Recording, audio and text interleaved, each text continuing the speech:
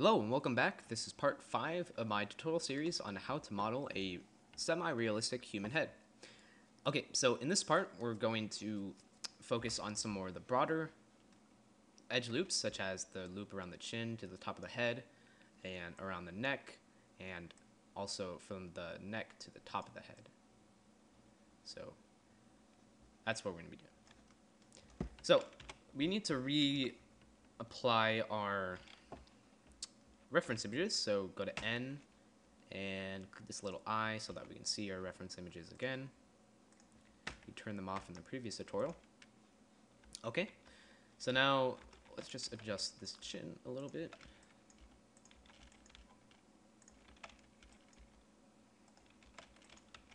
And also, now that we know that we have these two vertices right here, we're going to want to connect them like that.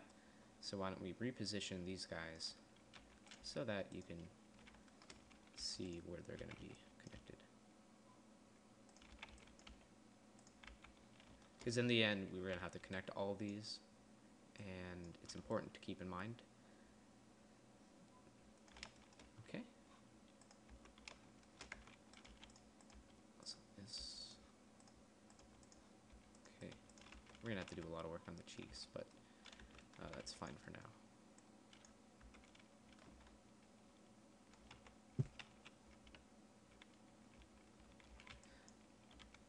Okay.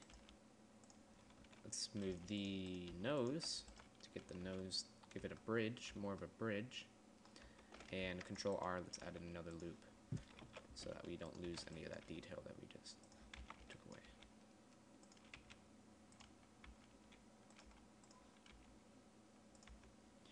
Okay, at the beginning of most of these tutorials, I do go in and look at what we have so far and kind of adjust some of the things that I want. You probably realized that by now, but yeah, that's what we're doing. Get that down.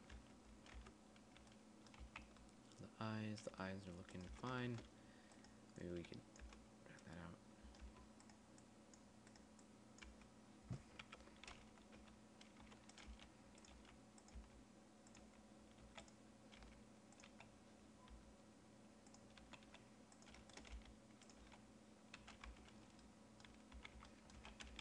Okay, cool. So now let's get back to the modeling. So what we're going to do is with this object, with our, I don't know what you call this, our chin object or something. Let's move these in a little bit. With our chin object selected, we're going to go to the mirror modifier and uncheck clipping for now. Select these two vertices right here. Shift D to duplicate them and drag them to be at the bottom of the chin. Right here on the right view, you can see that. And now we're going to extrude, and on the front view, we're going to grab them up like that. Now recheck clipping, and we're good now. Select these two, and yeah, move them around, make sure that they're stuck together. That's good. Okay, so now what we're going to do is define this edge loop that goes to the jawline and then around to the forehead. Okay. So just keep grabbing them with G and extruding them. Let me start my screencast keys again. Something I forgot to do. Okay, good. Okay. Okay, so let's keep doing that. And we have to move these around on the front view. It's tough because right now what we're doing is behind the chin, so you kind of have to imagine what the shape is like. It'd be nice if we had some more reference, such as with his chin lifted up. That would also really help with the texturing process, but we don't have that, and we're just going to have to deal with what we have. These are actually pretty good reference images. They're high quality. I mean, I told you before that they're from 3d.sk.com. They're the free ones. I'm not giving away images that have royalties on them or anything. But yeah, they're pretty good. So I'm just gonna move these. That should be farther out. Okay, and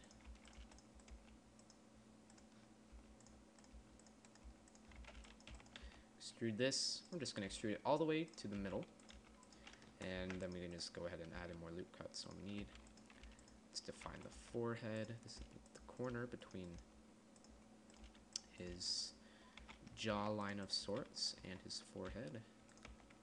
And we're just going to rotate these. See how that's looking. Okay, his forehead is way too narrow, and it's not flat enough, so we need to bring these guys out a lot. And there we go.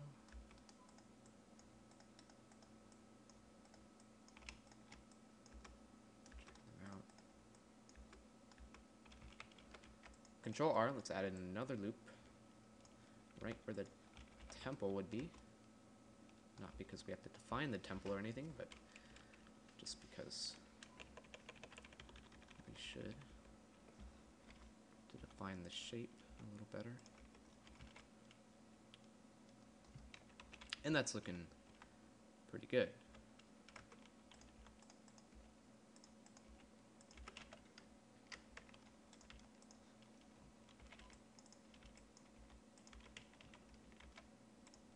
Okay,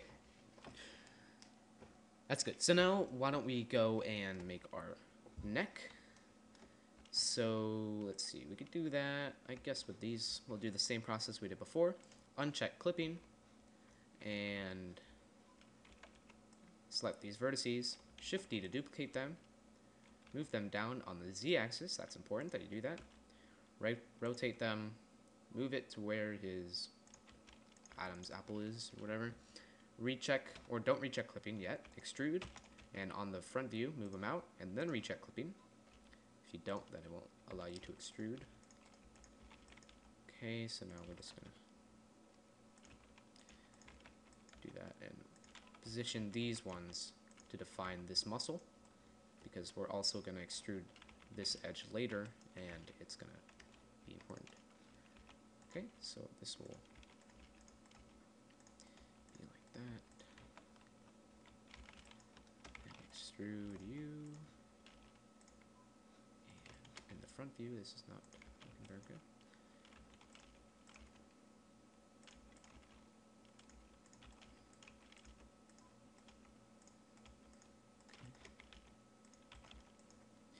Okay. And I guess at this point we're gonna have to go to top view because it's very difficult to see what we're doing.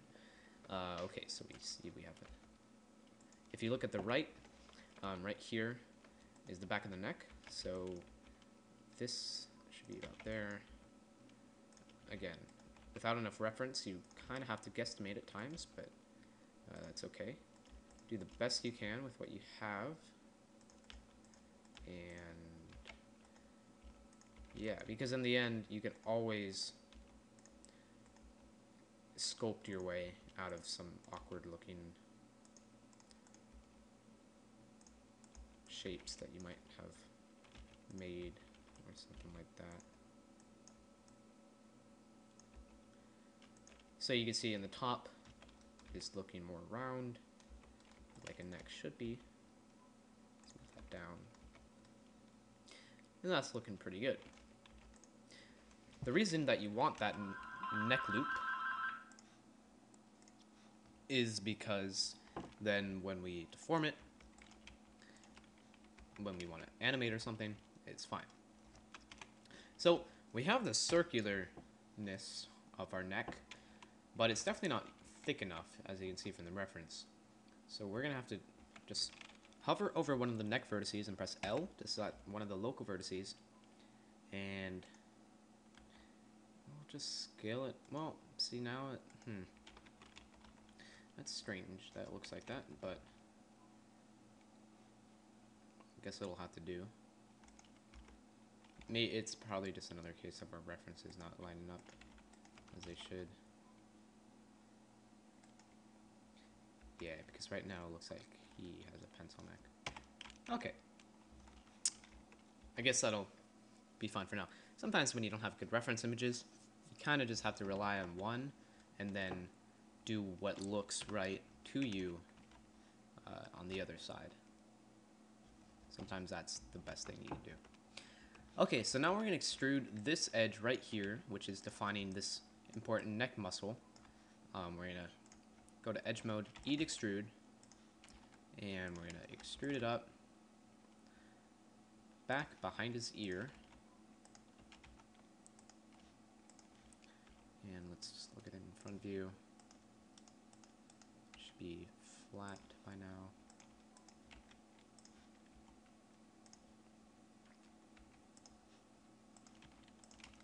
It's going to go behind his ear and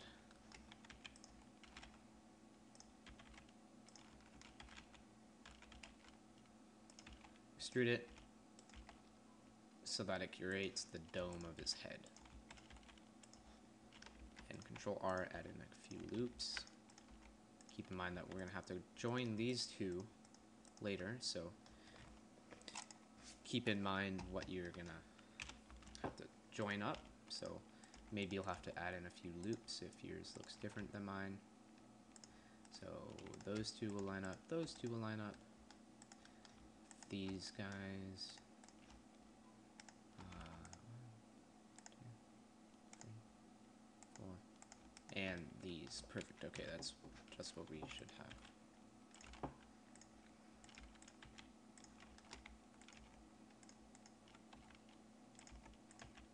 Okay.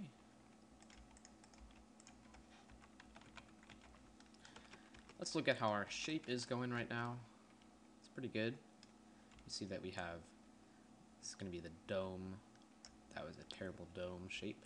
But this is going to be the dome of his head. And it's looking pretty good.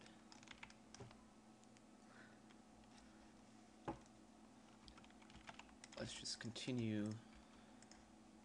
to edit this to fit the general shape. Okay, I guess that's fine. Dude, what are you doing? Okay, it looks like he has a really, we have to readjust this from the front now, because he has a very narrow skull right now, but we can change that easily. Rotate that, and rotate that. I guess that's a little better. It looks strange right now. I'm not gonna lie. It looks really strange right now, but after everything's filled, everything will come together and it will look fine. I promise. Alright. So, that's how you go ahead and make those, and okay, that's it for this tutorial. See you in the next part.